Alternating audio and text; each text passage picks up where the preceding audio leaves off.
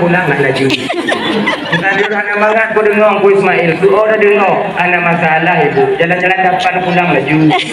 Bagah awaknya wa tu, bagah dewa tu. Maka hana li awaknya dah buat lain dah.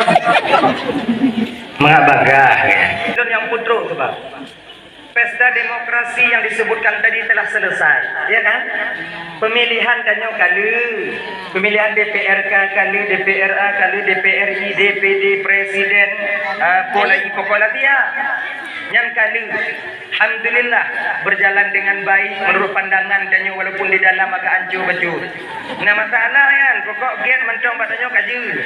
Namun perlu kita ingat, walau pesta dan kewajiban kita telah kita selesaikan, jangan lupa mempersiapkan diri kakak ibu dan tuan-tuan Bandung. Nyotanyo akan dapat tanggung jawab di hadapan Allah ati peng calek yang kata cok-cok bahokon.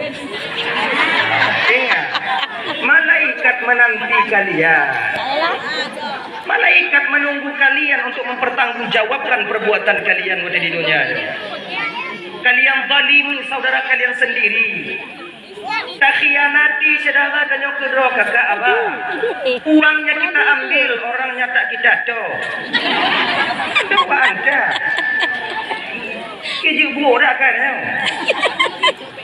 Apakah pemimpin aja, apakah pemimpin tak benar, ternyata orang yang dipimpin juga tak benar. Mana yang salah ni jenau?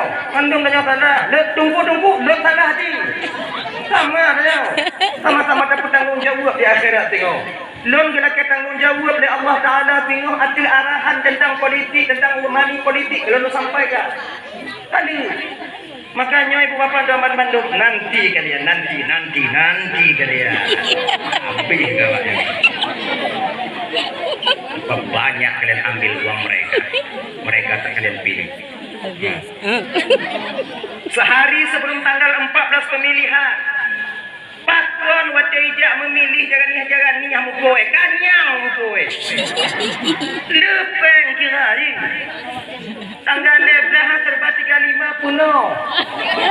Yang tu timbak lo duster. Nyo malamnya tak tertutup kemungkinan malam ini kadang yang sebahagian danyo damai jilbab calek kena. Ana alhamdulillah mana. Yang ana tu. Jangan. Akan kita tanggung jawabkan di hadapan Allah. Tapi yang lebih ironisnya mana? Bukan perempuan, kita laki-laki, Pak. Tanyo yang agak. Inang-inang jujur. Perempuan itu jujur. Naga. Cok-coknya hijau. Nya majik bantu ulun majik nyobat nang ngkoh jak tengah buat tu macam get. Menyoba agama. Bang bantu ulun bang jeng. Lejo ju. So yang lain bang lun bang ada masalah ha. Nyan pita reji. Tu yang lain dah mau bang ana tahu dah. Nanju. Nah yang leutuh, nah yang berutuh ada yang 1,5 juta kalian mengambil uang mereka.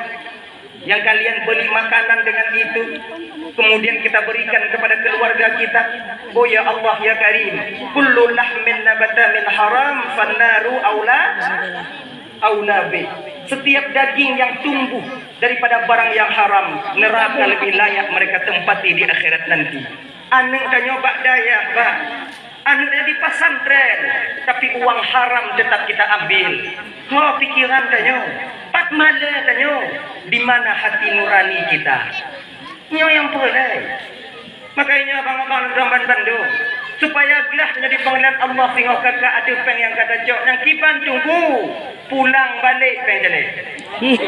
Pulang balik. Nak dah minta. Kabeh tunggu sayu babe.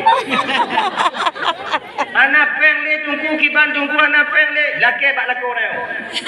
Ati uang saya 500. Kepu peng le dak pulang peng jale.